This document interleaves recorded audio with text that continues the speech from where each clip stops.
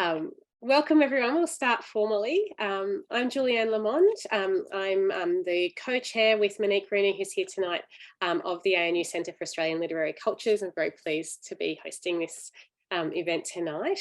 Before I get started, I would like to acknowledge that I am speaking to you today from Ngunnawal and Ngambri country, and I would like to express my gratitude to the Ngunnawal and Ngambri people for their ongoing custodianship of this very beautiful place that I feel very lucky to be able to live in. And I'm very, very pleased tonight to be hosting a Q&A, a conversation with Dr. Rachel Franks, the author of An Uncommon Hangman, The Life and Deaths of Robert Nosey Bob Howard.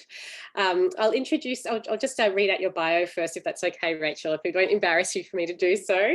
But Rachel holds PhDs in Australian crime fiction from Central Queensland University and true crime text from the University of Sydney. A qualified educator and librarian, her work on crime fiction, true crime, popular culture and information science has been presented at numerous conferences as well as on radio and television. She's an award-winning writer whose work can be found all over the place, including books, journals, magazines and online. She's also an excellent tweeter. So I'm very... That's most important. It's an art. So tonight we're going to be having a conversation about Rachel's book and her work towards the book. And Rachel and I will have a conversation for up to about an hour, 45, 50 minutes. We'll see how we go. And then we will open to questions from the floor, from those of you on Zoom. So please do feel free to prepare some questions to ask Rachel at the other end. So Rachel, I'm going to start with the big and obvious question. Who was Nosey Bob Howard and why did you set out to write a book about him? Well, I'll just begin by acknowledging that I'm coming to everybody tonight from Gadigal land, which is where I researched and wrote this book on Robert Howard. And he's kind of normal. And that was part of the attraction of me to him, really, because I've been doing, as Julieanne kindly introduced, crime narratives for a very, very long time. And hangmen, executioners in general, usually you go in expecting a thug. You're expecting somebody who is typically an unpleasant person, quite rough around the edges, usually a bit of a drunk. And my expectations around this particular hangman was exactly that. There was this stereotype and I went in looking specifically almost for that thing. That's what I'd been conditioned to do. And the more I found out about him, the more I realised that he was actually none of the things that you would typically associate with somebody who is paid to kill people for a living. And this is where the title of the book came from, in learning about him, this idea that the press would always refer to as the common hangman. You know, the common hangman attended Dubbo jail this morning and enacted the ultimate punishment of the law. You know, that's sort of like a really typical beginning to an execution report in the average colonial newspaper. And he was really not that common. And one of the reasons for that, I believe, is that he was kind of like us, and he was actually the sort of person that you would be quite happy living next door to or across the road from. He's a very typical good neighbour, if you can kind of get your head around what he does as a living and who he is outside of that occupation. So I found a guy who was born on just really a wide stretch of the road in England, a very wee town called Marham, which is still just a wide stretch in the road. And he has a kind of normal upbringing, you know, sort of setting the scene for what he would become as an adult, you know, quite a few siblings, reasonable home life from the few accounts that do survive, church-going, working class family, dad's a labourer, mum's a homemaker, all that sort of stuff that we would expect of a average family in the early 1800s. And I know that by the time it's 1858, he's living in London and he's working like a coachman, like his dad. So his dad has transitioned from quite manual labour to being a small business operator, and Robert follows his dad's footsteps. He's married by this time and probably having a reasonably successful period as a cab driver in London. They have 3 little Howards. And while there's no evidence as to why they move to Australia, I just sort of speculate better opportunities for the family, better weather, all of the things. And they schlep out to Australia in the mid-1860s. And this is where secondary sources and primary sources really start to diverge about this man. So most accounts of Howard's life suggest that he comes straight to Sydney, and he actually stays in Brisbane for quite some time, certainly long enough for the family to have a 4th child and indeed a 5th child. So there's an infant born around this time, a male who is only ever listed as deceased on the birth records of the 3 youngest Howard children, which is quite sad. I've not been able to track this little boy. I've kind of thought maybe he was Fanny's twin brother, or he was born on the voyage out to Australia, but there's no record of his death except in the birth records of his siblings. So they're in Brisbane for a little while. Then they sort of schlep down to the central coast of New South Wales. They're out in the western suburbs for a little bit. And then they come into Sydney proper, and they're living in Darlinghurst, probably a little bit too close to the Darlinghurst jail, which would make Nosey Bob quite famous later on.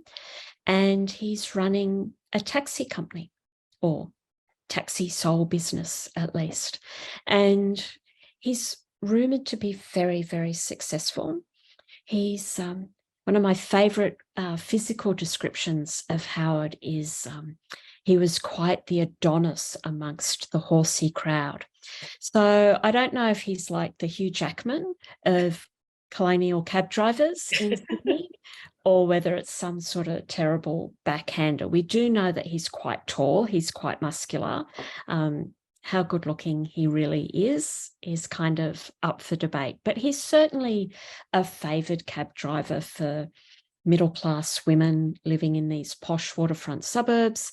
He's the guy that takes you to lunch and takes you shopping and to meet friends and all that sort of stuff. He's polite and he's reliable.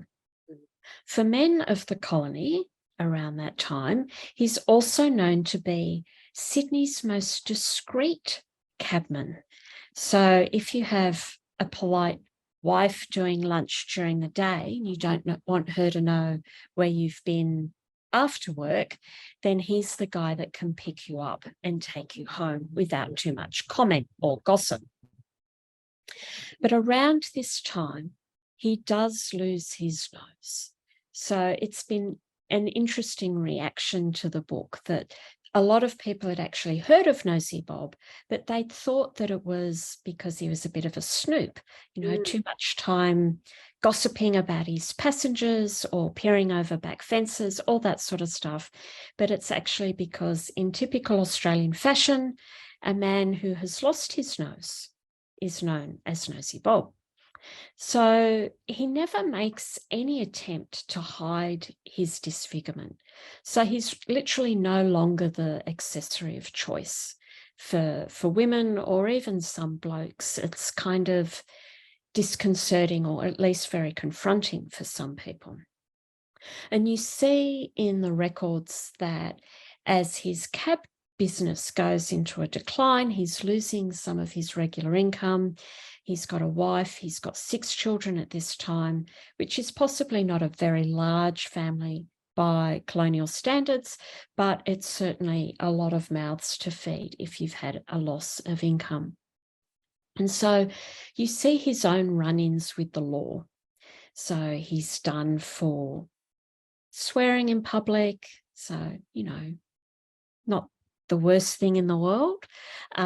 He's done for my favourite Sydney crime, furious driving.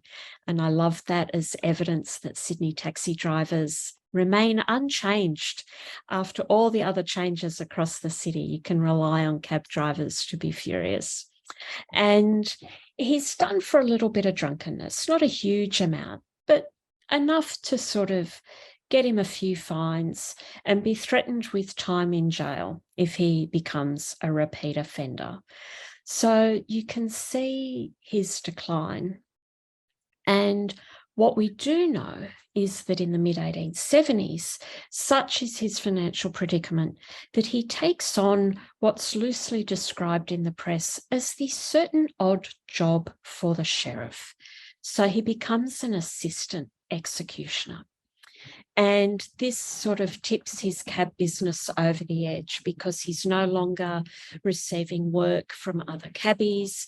He's having a harder and harder time getting his regular clientele to stick with him through the shame of picking up this second job. I mean, a second job is certainly nothing that was really unusual. A lot of people would pick up work as a bricklayer or labourer, and certainly Howard did a little bit of this at this time as well to make ends meet. But taking on the job as the hangman was a little bit too much. And what really attracted me to him was, even though he did take on that job, all the other stuff about him, solid family guy kind of stuff, he holds on to that. And he actually holds on to that through everything else that he goes through. And I kind of admire him for that. It's wonderful. And I think one of the things that makes your book so fascinating, to me at least, is that because he is that kind of person that you describe, the way that he's treated in public and, just when he's going about his daily life, once he does take on that position of hangman, does tell us a bit about the limits of the social license for the death penalty at the time. So I wondered if you could say a bit more about how he was treated, like what the impact of taking on that job was for him, especially how he was treated in the press. There's a lot of fantastic stuff in your book about the press's quite, varied ways of talking about him over the time, and what that treatment of him in his daily life in the press, what that says about attitudes towards the death penalty across this period that you're talking about. I think the press reports are really endlessly fascinating. And this is part of what structured my own bias. All hangmen are bad blokes, they're all wife bashers, they're all drunks, they're all irredeemable. And what I started to uncover when I really started looking at all of these headlines and all of these articles in detail and trying to substantiate or, find out a little bit more beyond those headlines, was the hangman was in a rather unfortunate position in a period of time when New South Wales had decided, on the whole, that the death penalty was a really terrible thing. And this is not who we are, and this is not who we wanted to be.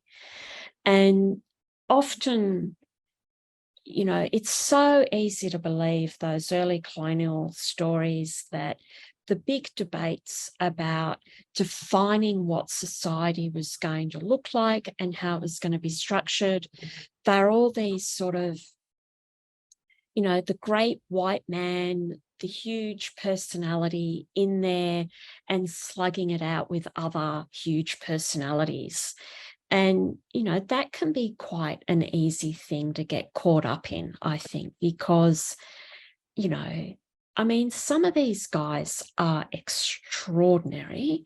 There aren't very many that you probably want to live with today. Like, they're they're bonkers and they're outrageous and they're going through the wives and they've got all these bankruptcy filings against them. They've got these really chaotic personal lives. But those big names are trying to make New South Wales better. And they're lobbying for, self-government, which they achieve. They're lobbying for trial by jury, which they achieve, a free press, all this amazing stuff. But they are so loud and so overwhelming that you forget that everybody actually had a voice.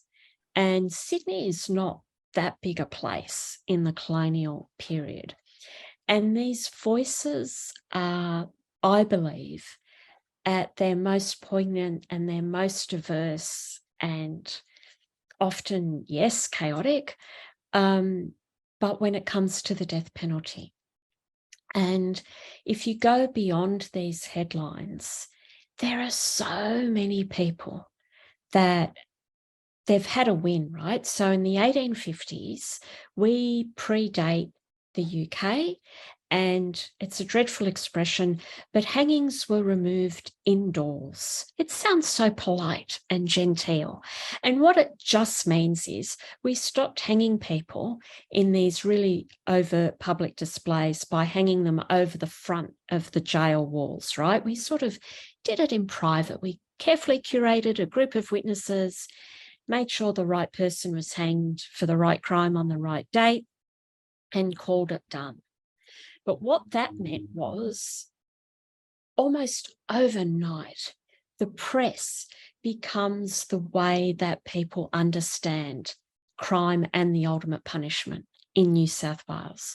So the way they describe hangings, the way they describe the behaviour of the crowd, the behaviour of the officials, including the hangman, that becomes our narrative for and against the death penalty.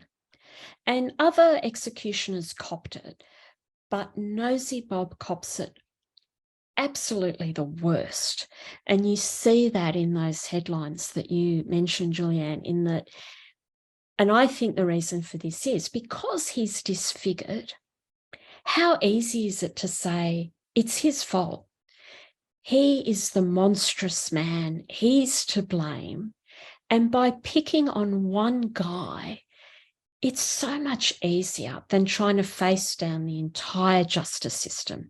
It's so much easier to get support for your cause by making something that is barbaric even more monstrous, because, like one of the things at the time was how evil it is that the last thing a condemned man or woman might see on this earth is a noseless executioner. Like, so much is made of him as physically different. And so poor old Nosey, he cops it even when he does a good job, right? Even when a hanging is clean, you can have these dreadful headlines, Botany Bay butchery, hangman blunders again, all this sort of stuff.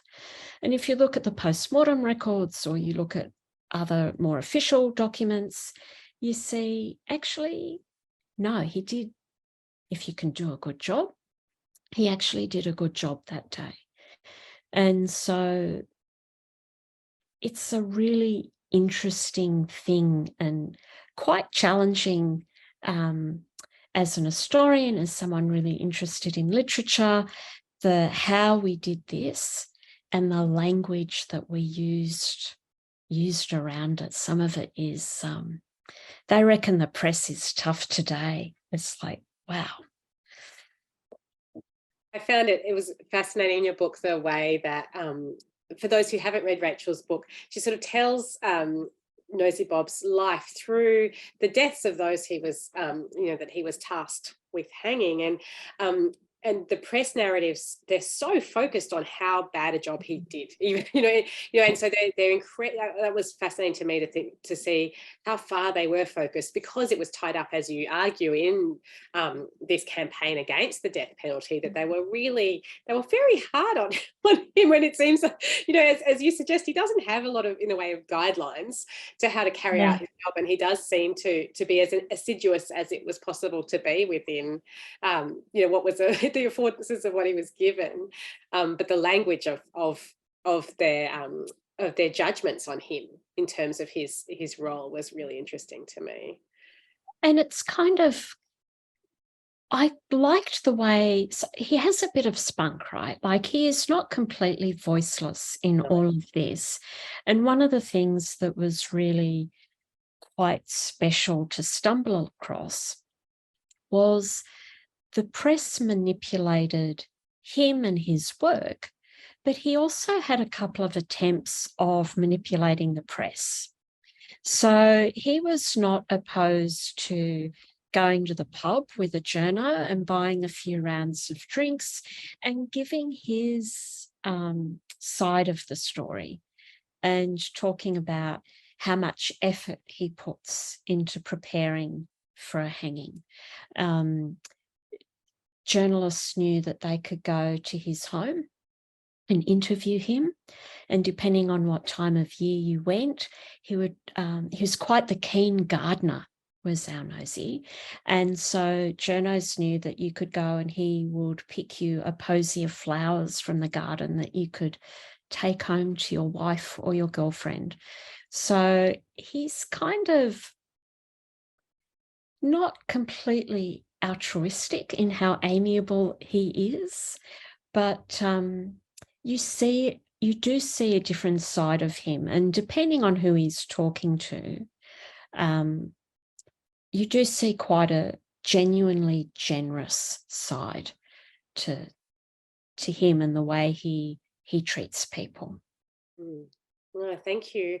And I wanted to pick up on the question of how you do, the limited evidence you had to tell this story. This is a work of what some people might describe as a kind of minor biography, someone who wasn't a major public figure, who hasn't left behind any form of official archive. And I wondered if you could speak a little bit about the challenges of writing this kind of history, of telling the story of someone's life who hasn't been well recorded in any other form. It was quite tricky. And I had very naively thought, whenever I'd run into a gap, oh, it's fine, that'll be out at State Archives. I just have to get there. And it actually was not that simple. And I was at first I was just really frustrated. And then I was kind of horrified that this public servant who is paid to kill people on behalf of us all, I was hoping for all the things. I wanted the personnel file, I wanted the appointment letter, I wanted purchase orders for the rope, like I wanted all of that detail. And a lot of it is just not there. And so I had two theories as to why so much was missing from the official record.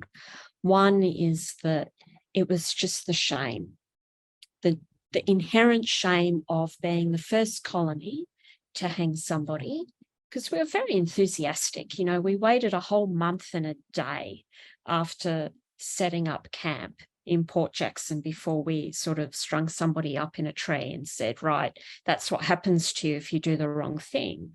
And we were also the last state to do away with the old punishment. And so it's almost like there's a whole bunch of stuff that wasn't kept in the first place, that wasn't retained after the minimum retention schedules expired, or somebody else thought, what a great idea for a book, and they've pulled all this stuff and it's sitting in a box in an office somewhere. Nobody's quite sure it's there. Someone's taken it home they died on the bus on the way to work. It's just sitting there in the garage. I don't know.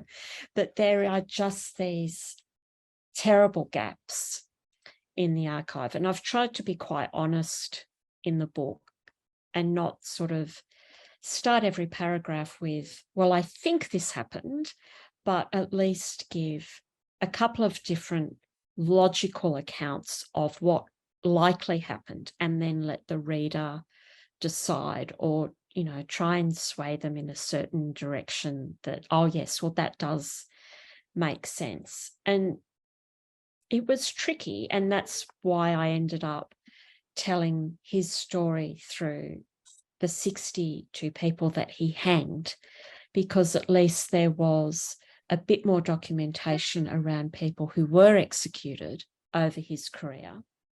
Although even locking that down was, you know, that was 6 or 12 months worth of work trying to triangulate that data, because depending on who you go to, he hanged anywhere from 12 people to, you know, 312 or something ridiculous. So trying to work out actually what that list is. Yeah, that was quite a project in itself. And then you're on Twitter and you see people like, I don't know, I think it was Bernadette Brennan or somebody complaining that there were 162 boxes of diaries and letters. And it's kind of like, yeah.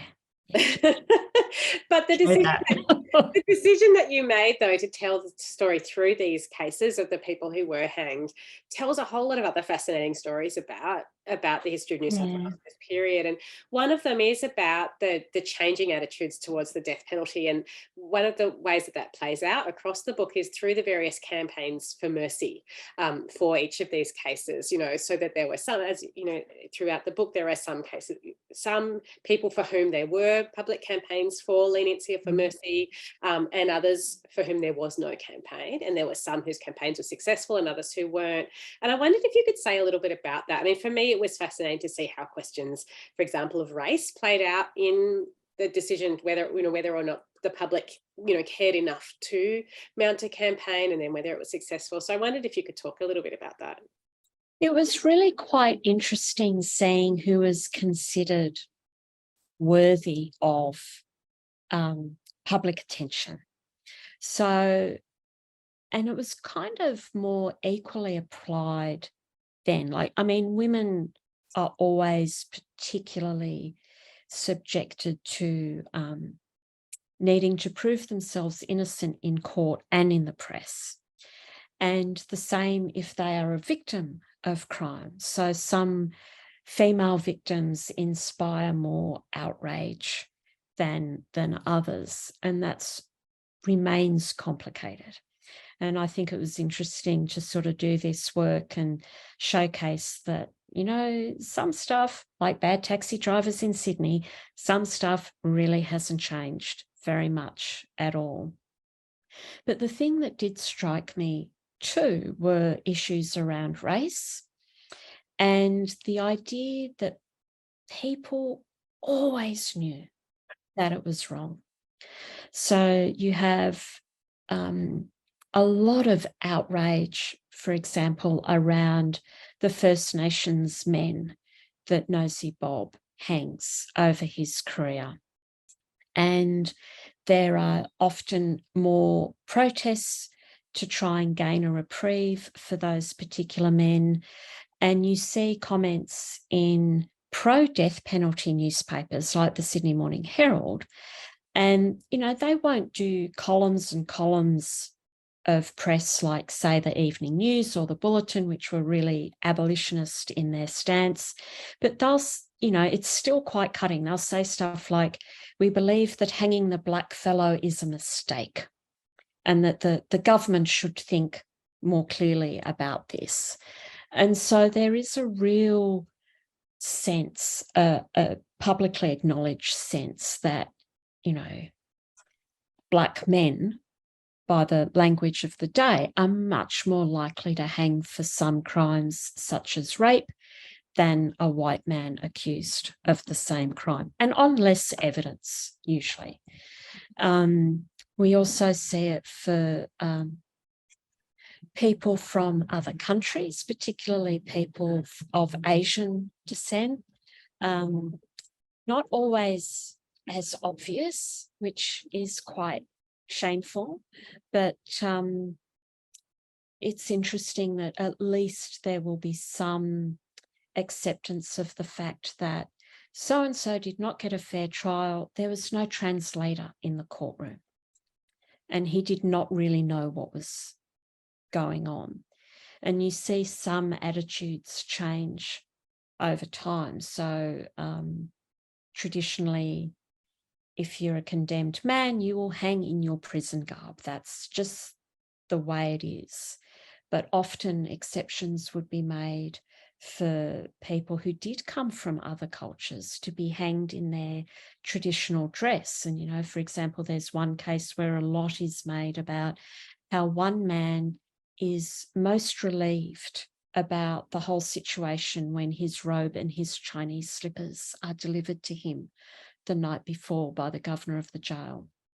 So we commit to the horror of this, but there are little cracks in the system that show that we at least knew it was wrong, or most of us knew it was wrong, and some of us just didn't know what else to do. And it's, I mean, that's one of the things that's so heartbreaking and interesting at once, is that there did seem to be this social consensus against the death penalty, and yet the state sanctioned killing of people continued. And I wonder if you could give us a sense of how that shifted across the time that Nosey Bob was in this role, you know, how far that social consensus did shift towards having an impact on practices and on legislation. I think that over Nosey's career, and you see this in his sort of calendar of work, so to speak, is that hangings do become fewer and fewer across his 28 years on gallows. And some of that is around appeals for mercy are much more likely to succeed. So mercy, we still have it in New South Wales. We still have the prerogative of mercy. If you are sentenced for a particular crime, you can petition the governor, and the governor is unable to reverse a guilty verdict, but they are able to commute your sentence. So back in the day, it was all about commuting a death sentence to a period of incarceration, usually with some hard labour attached to it. And I try and draw out some statistics around how many people have their reprieves awarded. And a lot of that is the work of the general public and petitions and campaigns in the press. But sort of going back to that idea that we were talking about a little bit earlier about who is considered worthy, who is a victim, who is a bad person. There were some individuals whose crimes were so heinous, really, everybody just kind of switches off. And there are no attempts, at least publicly, to organise any sort of forgiveness or mercy. And I mean, we call it an abolition movement, but it was kind of ad hoc. You know, the people who were driving it and who were most committed to it, the Herald referred to it as a craze. You know, they just thought it was some weird trend that people were lobbying against the death penalty. But there's certainly not enough individual resources. You know, these people had jobs and other problems that they had to deal with. Some of them, you know, they had their own crimes that they had committed that they had to try and sort of sort out. So nobody's actually doing this as a full-time thing. And it didn't have the sort of upswell of support that, say, a suffragette movement had, because for abolition, the consequences were a little bit less clear. There was quite a fear and a real concern about the unknown of, if we do not execute the worst people that we have, what do we do with them? And it's interesting that over time, the abolitionists start to change their arguments a little bit. A bungled hanging. So Nosey Bob's always their top card to play, right? Oh, look how terrible it is. It's not just, it's all hideous. But they start to suggest over time that actually being incarcerated in a colonial prison is a worse punishment than a quick appointment with the hangman. So you get to see how the arguments change and who's being fought for.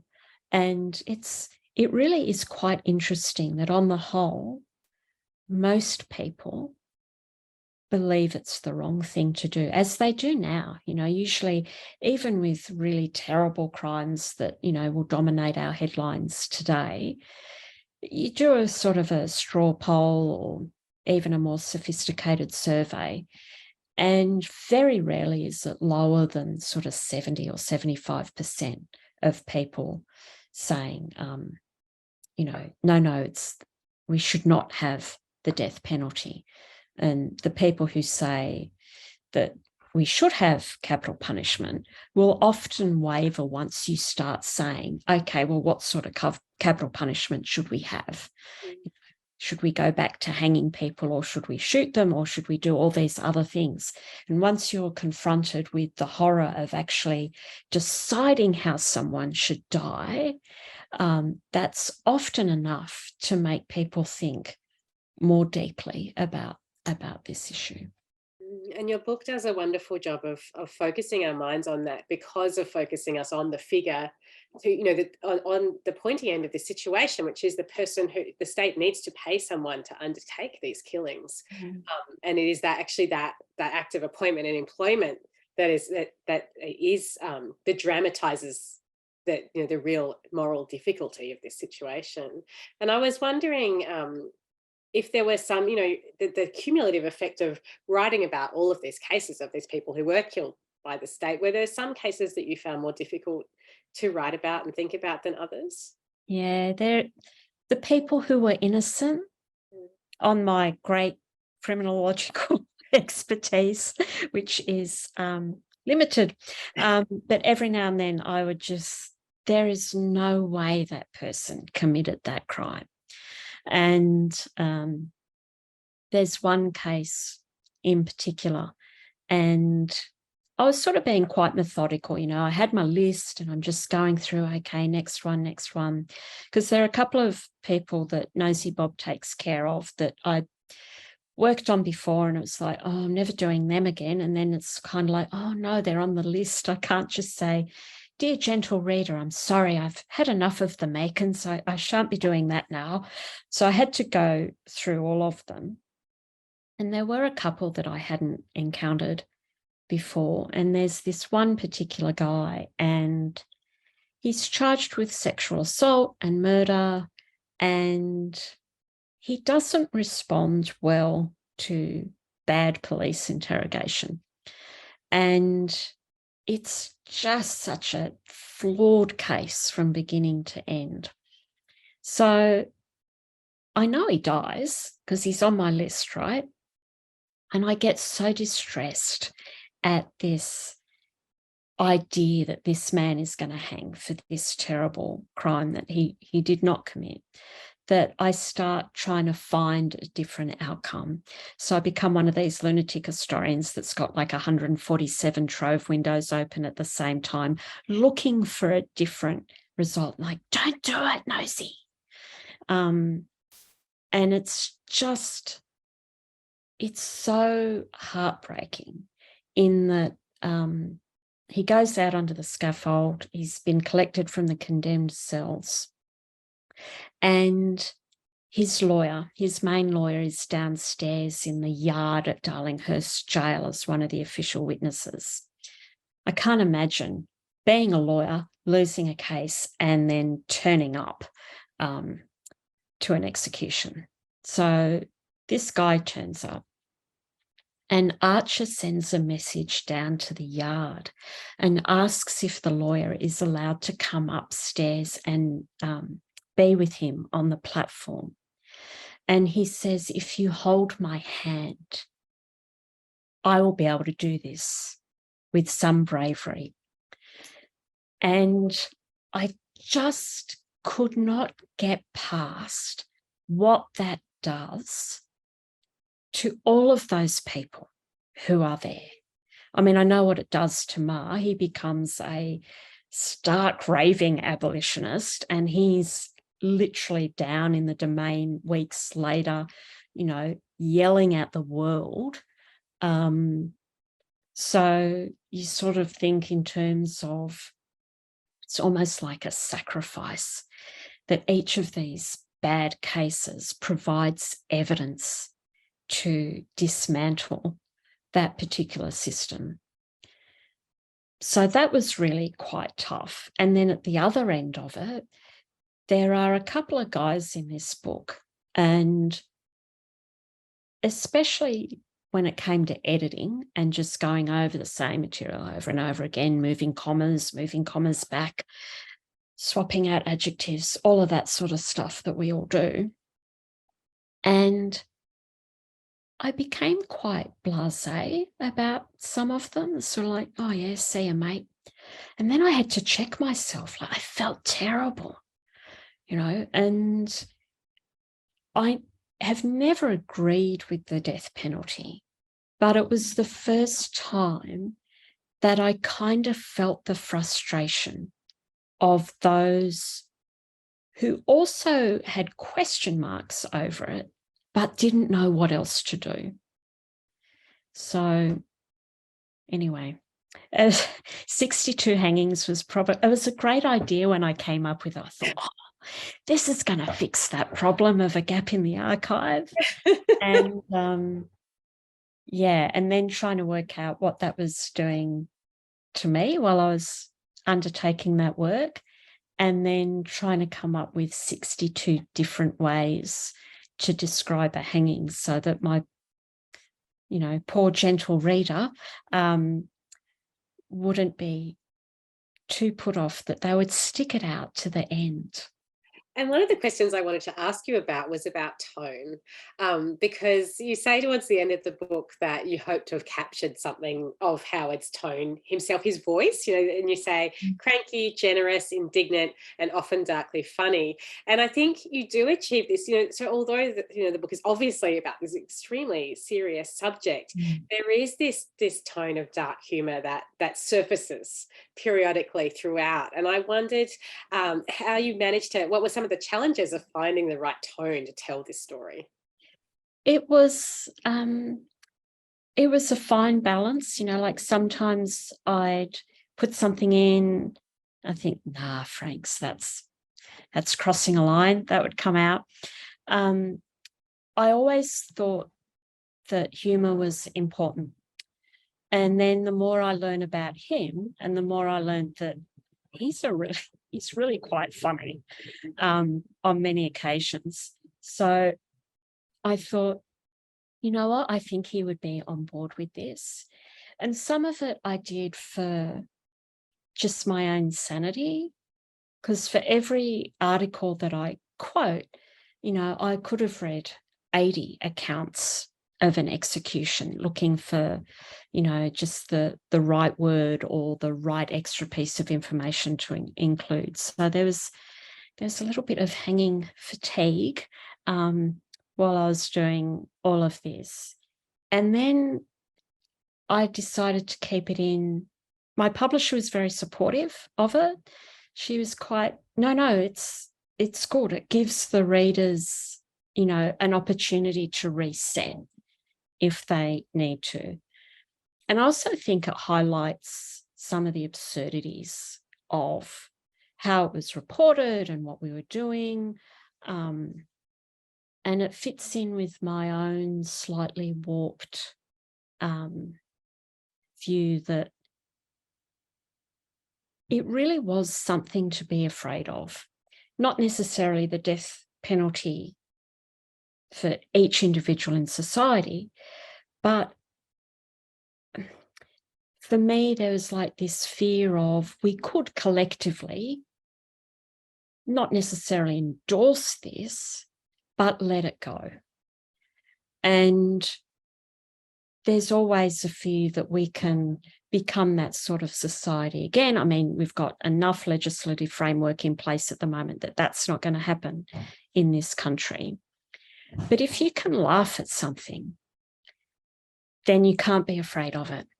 And it's easier to say, right, this is wrong. This is what we're going to do. I think it's just easier to face something if you've been able to laugh at it. And, you know, some of the stuff it's bonkers, right? And, you know, I try and find some of the more humorous parts of the book if I do an author talk at a library or something. They say, oh, let's do a reading. So I'll read out something ridiculous that Nosey said or did. And it's sort of, his words are just so powerful, I think, in the context of the man who essentially lived death for, you know, nearly 3 decades. So. Absolutely. And how have readers responded to the book? Have you had a sense of how people have responded themselves as readers? I've had mixed reactions, mostly very supportive, which has been such a treat, like really. I've had a lot of people come up to me and say, you know, like they've got the book open at a certain page, they're waiting in the queue to have their copy of the book signed.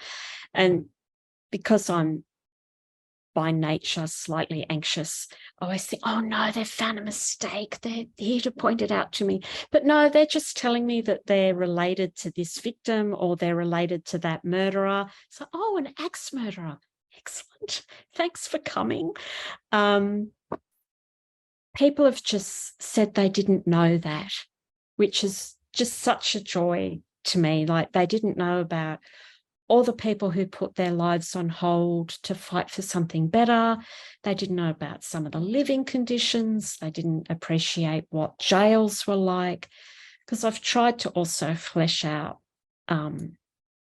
Sydney life, New South Wales life in, you know, the late 1800s, to give people a sense of what the people making these decisions were also dealing with just on a day-to-day basis. I've had some very enthusiastic responses. Some people have made jokes that I never would have made in 100 years. So, oh, okay. I haven't heard that one before. Thanks for coming. I had one guy who wanted the next edition. He wanted a little page perforation in the front that had a little tape measure on it. He thought it'd be really fun if readers could pull out a little tape measure and measure their own necks while reading the book. I said, thanks, Dave. That would be really expensive. So there's been all sorts of reactions, and a couple of people have just straight out said it was too violent.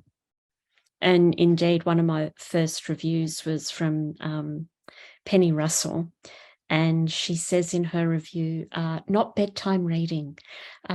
She only read it during the day. I can see why. I was wondering, Rachel, before we turn over to questions from the floor, if you could show us some of the pictures that you've brought, that you have here tonight, and talk us through them. Okay, so here's dear old Nosey at work. This is an illustration from the very first issue of the Bulletin. So Archibald does an interview with him before a hanging at Darlinghurst.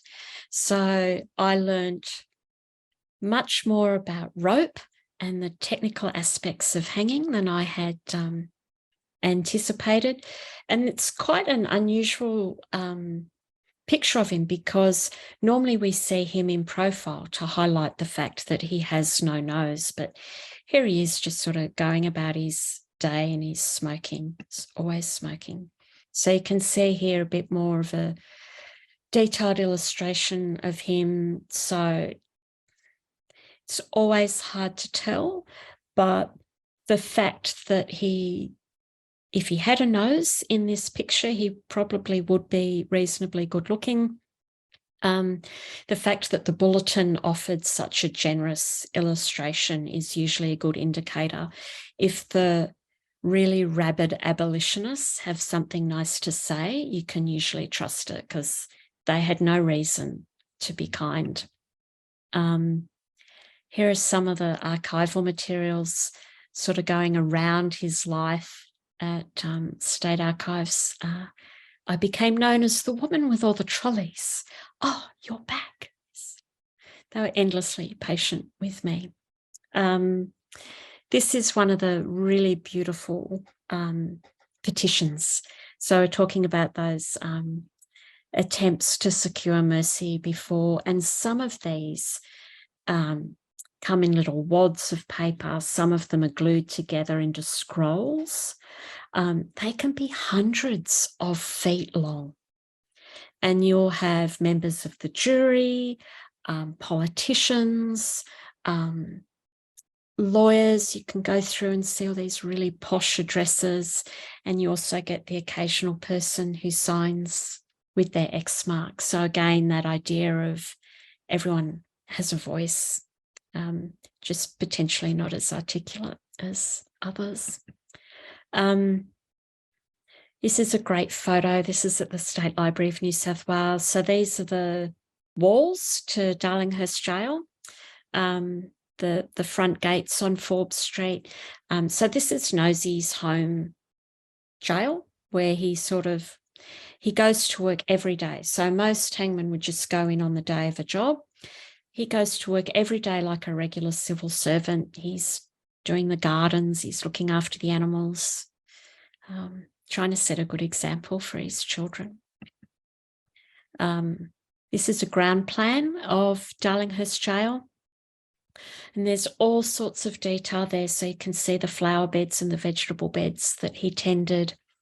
There's a wee, if my little cursor comes up, there's a wee rectangle there. That is the pit beneath the gallows that allows for a slightly longer drop if one is required. And you can see the gallows more clearly here.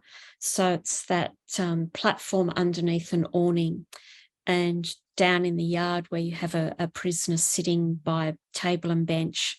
So that's where the witnesses would gather.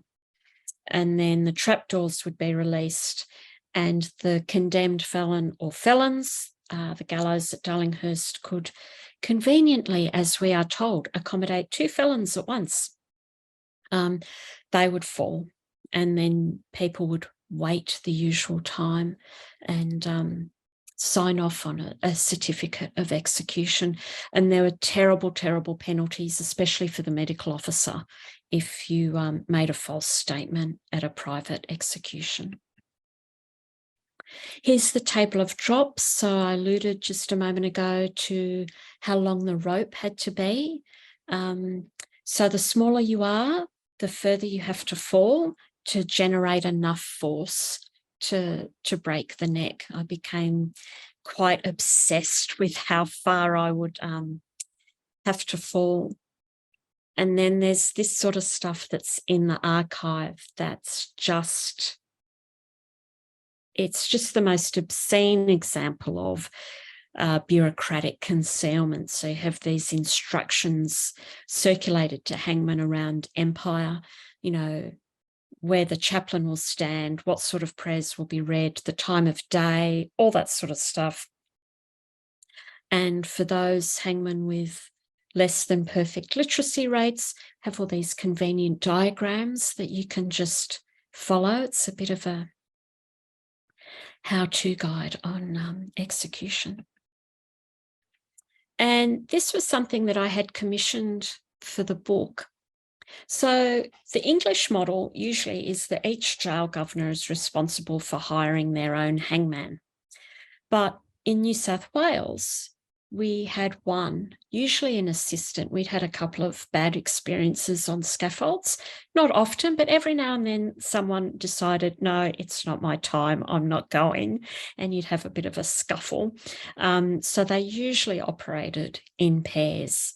So these are the 12 places where Nosey actually goes out and works. Life is a bit more settled at home. So he ends up out at North Bondi before North Bondi becomes posh. And here's his little cottage where he keeps pets and grows vegetables and goes fishing on weekends. And that's kind of it. So if anybody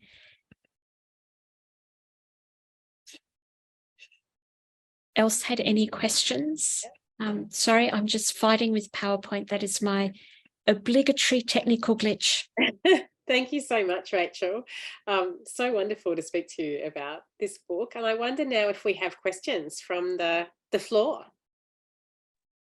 I have one from Will in the chat. Will, would you like to ask the question, Will? Feel free to turn your microphone on if you'd like to ask it yourself. Okay. Thank you, Rachel. That was lovely. Always a bit horrific, but always intriguing, and it must have been the same for you. My question is, when you're going to write a crime novel of your own, and what form? Come on. I had this idea while I was doing this. I was trying to entertain myself with slightly more light-hearted pursuits. So one of Nosey's daughters, Fanny, is quite a troubled young woman. She has quite a few run-ins with the law herself. And so I have this idea of a colonial crime series where she is this sort of underground investigator, you know, collating information, working in cahoots with, you know, one of our friendlier coppers of the period. And I was going to write them under the pseudonym Roberta Rice to make a play on Howard's name. But so maybe Will. Okay. All right. I'll look forward to it. I think it's a great idea, and I'd love you to do it, please. So Yeah, I agree. I agree. Monique, you had your hand up. Oh, thank you, Rachel. That was great. It was really fascinating. I was just thinking about Julieanne's question about the tone and the black humour, and thinking about the subtitle of your book, The Life and Deaths of Nosey Bob. And, you know, that just seemed to be part of the black humour, it seems to me. And I haven't read the book yet. Julieanne has my copy and I'm going to read it. But I'm just interested in whether, you know, given that subtitle, whether you see Nosey Bob as feeling these deaths in any way, or was he completely workmanlike about this task? One of the things I tried to do to accommodate the gaps in the archive was create miniature timelines around all of the hangings and all of the other events in his life, to try and work out how I could highlight how this is a very personal type of work for him. He is Christian. We do know that. The church are very strong supporters of the death penalty at that time. So that's not, you know, out of alignment for him. But he does allude quite often to always wanting to do the best job possible. He gets really, really distressed when it goes wrong. And so by trying to merge all the different timelines together, instead of him just being presented as a drunk, you know, Howard was seen helplessly clasping a lamppost on the way home.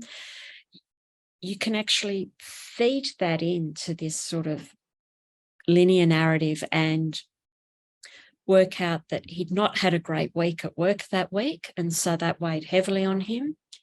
And also, I've tried to weave in the deaths that he experienced outside of work.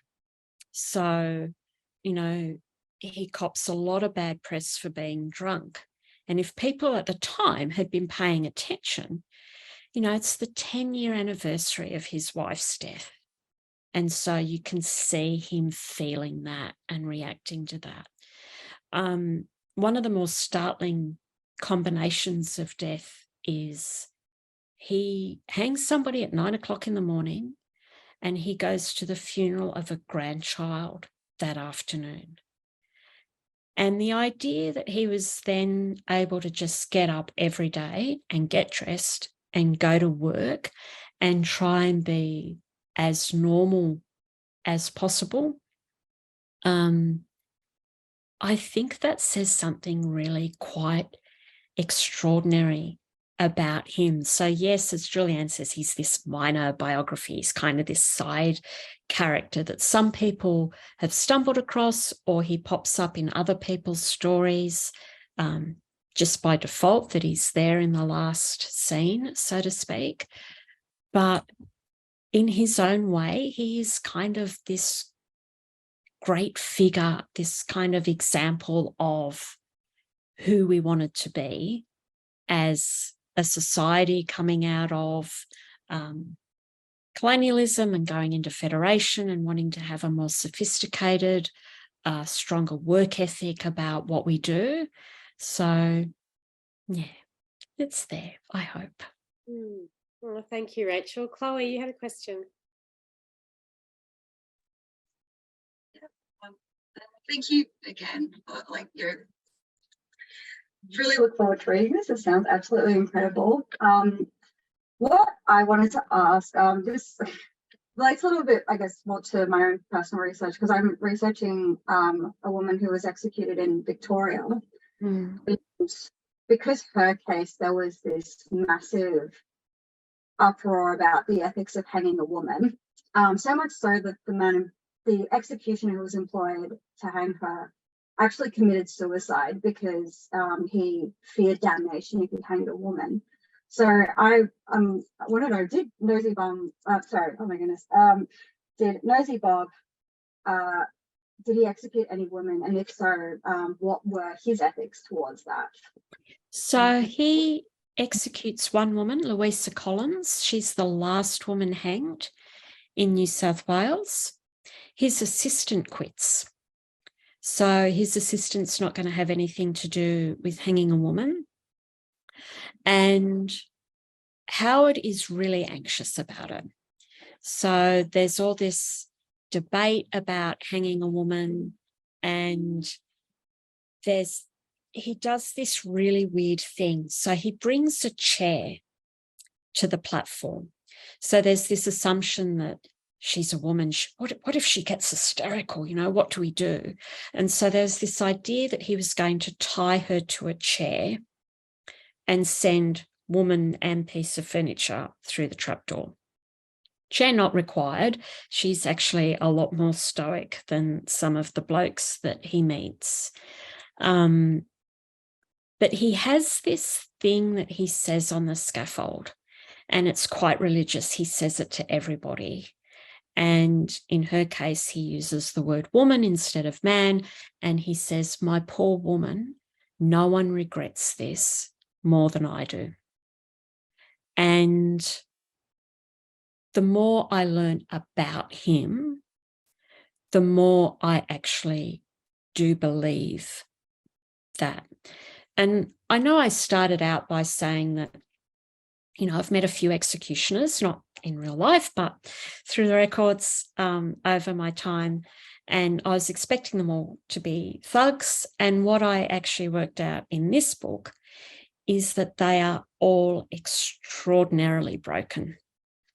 And I think what tips them over the edge is when they hang somebody who is still considered a child, so a teenager, or they hang a woman. I mean, one of the early New South Wales guys, he hangs a woman whose name has escaped me just for a moment, but she is breastfeeding on the way to the scaffold. And then they take this infant and he kills her. And then you see his behaviour, the hangman's behaviour. And so there's a breaking point for all of them. I think they all go in thinking, okay, I can reduce my own sentence, I can avoid the death penalty, or I can get out of prison quicker if I take on this most hated role for the sheriff. I'll be okay, I can do it. And really, none of them can. But I think Howard holds it together better. And I speculate about that quite a bit in the book as to how he's able to do that. It's quite remarkable. John, you had a question. Sorry, John, you're muted. And he was so polite, he had his little hand up. No, thank you. Julieanne, thanks. Rachel, this is a truly wonderful story. Thank you. I'm just thinking of older versions of portraits of public executioners. There's a kind of rich history. Shakespeare in particular is vital. Measure for Measure has a character who's a public executioner, and he tries to give an account of the professionalism of public execution that lifts it high in his mind. He has a person who wants to become an executioner, so he has a little trainee who's a goofbag, somebody you don't want to have anything to do with. And so there are kind of rich stories here that the person about whom you're writing might well have been somewhat familiar with, that there's a kind of role in society that somebody has to perform. Yeah. It's got something to do with state security, which is a big theme now in contemporary politics. It does require a kind of professionalism, a relationship to the court system and the police that would be certainly worth exploring in a wonderful way. But to know that Shakespeare was there before you, that you're connected to Shakespeare, that you're doing what Shakespeare did in writing an account in a colourful way. Perhaps not as elegantly. Yeah. Let's wait and see. I think it's just wonderful. So more power and praise to you. Thank you. Thank you. Thank you. Was Nosey, remind me, was Nosey Bob literate? He was not, was he? No, he could sign his name. So that makes him a little bit better educated than quite a few of his predecessors, but certainly not as educated as his peers in England. So around the same time, they're really lobbying for the professionalism of the hangman in the UK. So there's a lot of research around the table of drops and exactly how far someone has to fall. And so hangmen are becoming involved in that. A couple of hangmen write their own memoirs. A lot of it is quite mercenary, though. They want a pay rise. Some of it is lobbying for, see what an excellent job I'm doing. I just deserve an extra couple of pounds, sir. So unlike poor Nosey, so he starts off, he's salaried, he's on £156 a year, but he never receives a pay rise across his years of service. I think they thought it'd be bad press. One of many injustices in this story. Sure. Amelia, you have a question. Yeah, thanks. I really enjoyed it. That sounds like such a fabulous book. One question, I guess, building on that, thinking about the role of Britain in sort of shaping sort of Australian like death penalty culture and hangman culture, and that wonderful, horrible bit of bureaucratic image that you showed on the slide of like how to tie it, and then so yeah, could you speak more about that and like the way that like to what extent Howard's craft is like shaped by sort of dictates from the empire or that kind of bureaucracy? Well, there is the occasional how-to guide that is circulated, and there had been sort of the equivalent of an early royal commission into unfortunate occurrences on scaffolds in the UK. So people were really concerned about it, because those people who wanted to retain the death penalty, every time something went wrong, the outcry was relentless. And so every time someone makes a mistake, it actually challenges that policy. But those table of drops, which change over the years, they sort of say, oh, you need this much force, you need that much force. It's quite a lot if you're in the archive and there's no kindly narrator to say, warning, turn the page slowly. It's a lot to try and process. But Nosey is kind of like his colleagues in a way, in that once you have done this job for a little while, I think instinct takes over. And there's a lot of discussion with the governor of the jail and with the medical officer who will supervise. So that table of drops is universally ignored by hangmen, not just in Australia, but like everywhere. Nosey's preferred drop is 8 feet, and he has faith in that. And on the whole, except for a couple of issues relating to all sorts of things that can go wrong on the day, he is actually a much better hangman than I would suggest anybody else. So the average, it sounds vulgar, but the average success rate, if you like, of a good hanging where you have a neat hangman's fracture on that second bone of the neck is roughly 10 to 15%. And Nosey's was the reverse. So he's looking at around 75% of his hangings are classified as a good hanging. You know, this very neat, strong symbol of justice delivered. So it's kind of weird that he's the best bloke they ever had to do this job, and yet he has been manipulated for other purposes. And yeah, I don't know how he felt about that. I think he was hurt when he was criticised by the press and there wasn't enough responsibility given to all the other factors in a hanging and all the other stuff that can go wrong. But I don't think he was perturbed in the slightest that he was called on less and less to actually do what his job title said that he did for a living. So thanks, Rachel. And Julieanne? Hang on, you've just put yourself back on mute. Thanks very much for a really interesting presentation, Rachel. This book's written about a period, 1876, I think, on the flyer, to 1904. So capital punishment didn't actually stop in Australia until, I think, the 1960s. Am I right?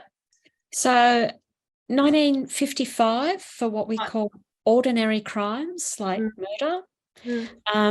You can still be hanged in New South Wales for not so ordinary crimes like treason until 1985. Right. So my question is, there's obviously, I didn't realise that abolition went back so long. So I'm just interested in the progress, obviously very slow, if it's taken over that period, if it was happening then, you know, it's almost 100 years of people fighting for abolition. And I just wondered if it was very slow, or people just weren't interested. There was a lot of media support for it, or just what your perspective on that was. I think some of it is what will happen if we make such a radical change. And I think that, you know, there's so much legislative change in New South Wales at the time. Part of it is around the fact that, as I mentioned, the church was still supportive of the death penalty. Once the church withdraws support, it really is kind of all over. You know, this idea that, oh, well, we'll hang them on a Tuesday and God can sort them out, you know, like that's fine. So that is, we need that to happen. And there's no party system. So people like John Haynes, like the guy just dedicates his life to trying to secure enough support in between, you know, getting divorced and filing for bankruptcy and all the other things that's going on at home for him, basically spending his life trying to get enough support in Parliament to push legislation through. And he comes close a couple of times, but, you know, people are easily distracted. And politics then is now, it's pretty cutthroat. People have their own agendas. A lot of people fighting for personal survival in a fairly relentless system. So I think we need a whole bunch of stuff to happen. And I think we need diversity of media format as well. You know, this idea that you've got people campaigning and you can see their passion and hear it in their voices. You know, television and radio just are so powerful for fighting these really, what some people are really complicated issues. I mean, crime, we still haven't sorted it out, right? We're still trying to, you know, come up with the least worst thing while still giving people a sense of justice and closure, because there are still victims of these crimes. And we have to consider that always as well. Yeah, very interesting. Thank you. Thank you so much, Rachel. That might be a good point to end our conversation on, but I'd just like to thank you for, you know, just a fascinating and just really delightful, even though the subject is very difficult, but just really illuminating conversation. So thank you so much. Could you all join me in thanking Rachel in whatever Zoom form is best appropriate? So lovely to have the chance to talk to you about this wonderful book. So thank you, Rachel, and thank you everyone for coming along. Thanks. Thank you. I'll stop the